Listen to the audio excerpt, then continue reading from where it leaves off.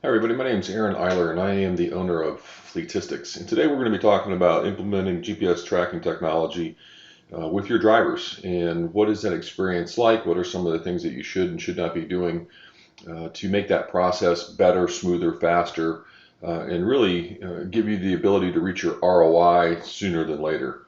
And I would say after doing this for over 20 years, the number one tip that I have for anybody is to create policies that you're willing to enforce. If you are simply not going to enforce that policy, you don't have the will, you don't have the resources, you don't have the knowledge, whatever those things are, to enforce a policy, then don't implement a policy. It's just like raising kids. When you tell a child to do something and they do it anyway and you don't do anything about it, what happens? They repeat the behavior. So there has to be consequences that everybody can see for certain behaviors that you deem are unacceptable for your program.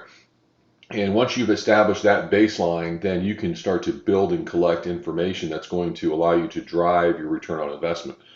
I will say the average customer will get an ROI on the equipment investment as well as the monthly subscription service in the neighborhood of 90 to 180 days.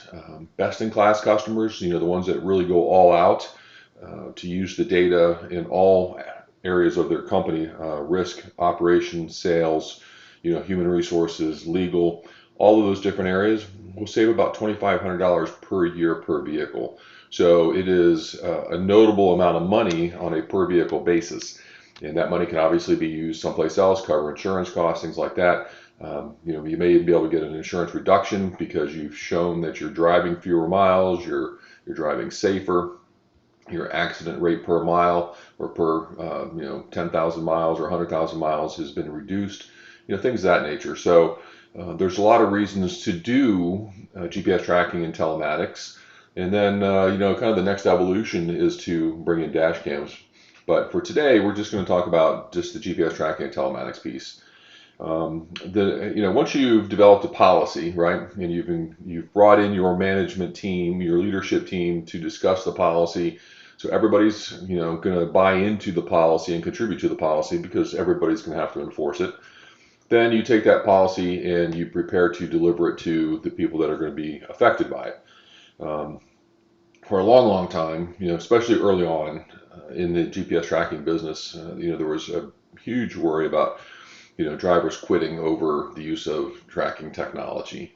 And honestly, I got into the business coming from a service company, a national pest control company, and I actually brought GPS tracking to that company. You may recognize them; they've got a red diamond.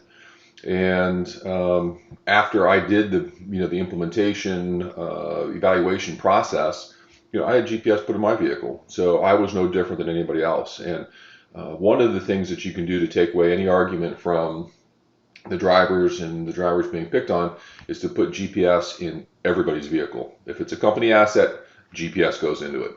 And not only do you want to do it for driving behavior, you want to do it for accountability of how and when a vehicle is used, but also, in most cases today, you're getting engine diagnostic and diagnostic trouble codes off vehicles. So when that engine light comes on, you're becoming aware that the engine light is on even before the driver tells you. And that is a good way to maintain your fleet.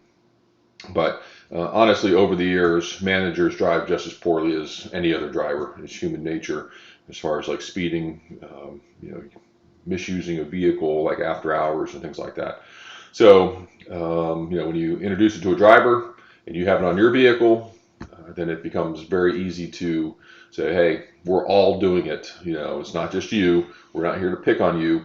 We're all embracing this new culture of accountability and safety. So when that policy is written, the next thing to do is roll that policy out to the drivers. And how you roll that out is important. You have a meeting and you should have a presentation of some sort where you say, hey, this is what we're doing, this is why we're doing it, and this is what you can expect. And as part of this, we don't want this to be, a huge negative in the company, but you have to realize as a business, we need to monitor certain things about our business. And quite honestly, you guys represent our business to our customers, and you're also out there on your own each and every day in one of our most expensive assets, which is our fleet. So, we need to monitor how that has being used for the welfare of the business. And also, it's really no different than, you completing a service ticket. You do a service call, you deliver something, you get a ticket, like a work order that has to be completed that details what you did. This is really kind of a work order on how the fleet is being utilized and how that relates to how we do in sales and how we do operations and service delivery and things like that. So, we're going to be rolling this out. And, quite honestly, if you're doing something that you shouldn't be doing, this is the heads up that this is not going to work anymore after today. So, if you choose to do something you shouldn't, which, I'm sure none of you would ever do anything like that. But if you choose to do something you shouldn't, then, hey, look, you're making a conscious decision to do something that you know is against policy. I will tell you, though, if you've got to do something, right, you're like, hey, I got to go, my kid's sick, I need to swing by the daycare. Just shoot me a text, call me, let me know. We're not unreasonable people. You can't carry your kids in the car, but if you got to go by the school and check on something, go for a meeting, hey, we're a flexible company. We want to be a family-friendly company. Just we need to know because it affects the rest of the business, right? And stuff like that has a negative impact on revenue because we can't make certain stops. We're not generating revenue, but sometimes life happens, and if we're on the same page before, not after it happens, then we'll adapt and overcome and do our best to work with you. So keep that in mind. Now, in order to make this a little bit more fun, what we're going to do is we're going to run a contest, and each week we're going to pick something, something out of the data set, whether it be speeding or average stop length or something like that, and we're going to run a contest, and we'll announce what the contest is going to be, and whoever the winner is for positive things is going to get a $50 gift card to a local restaurant, right? So, let's work to modify how we think about how we go to service with our vehicles, each and every day. And, quite honestly, if you're doing something wrong, then, we'll talk offline and we'll address those types of things with you. So if you got any questions about that, hey, please get with me. You can ask a question now or you can get with me after, and, we'll be glad to walk through that. To make sure everybody's clear on the policy, each of you is going to get a policy statement that you need to sign. It's going to go into your employee record. And, again, if you have questions after reading it, feel free to, to talk to us. So at that point, you're done, right? You've been upfront, you've been honest, you've looked for the positive, you're going to reinforce positive behaviors, and you've identified that you're just not going to tolerate, the other types of behaviors. So, the next most important thing that you need to do is the very next time or the first time something happens and they violate the policy, you need to enforce your policy. Now, there are a variety of different policy options available to you, as you well know, as a business owner or manager. You can scale that, i.e. if you speed between 5 and 10 miles over the speed limit, then you get a verbal warning, written warning. 2 written warnings is a suspension.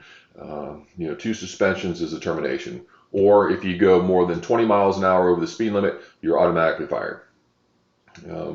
And there are things that can be done in some of the GPS systems that actually beep at the driver when they're speeding to a certain degree and things like that. So you can give them the coaching right on the spot or very shortly after to let them know, hey, something went wrong, right? You accelerated too hard, you were driving too fast, and the device will beep at them and they know, uh-oh, that's not normal. I know I was just speeding and the thing had beeped at me. Now I understand, someone is going to know that I was speeding. So those are a couple tips for you, and we'll put a link in the video or in the description where you can actually go to our website and look at a web page that we have built around this topic. It's been one of the most popular pages that we've had for 20 years on how to roll out GPS tracking and telematics to employees and drivers. And I think you'll find it helpful.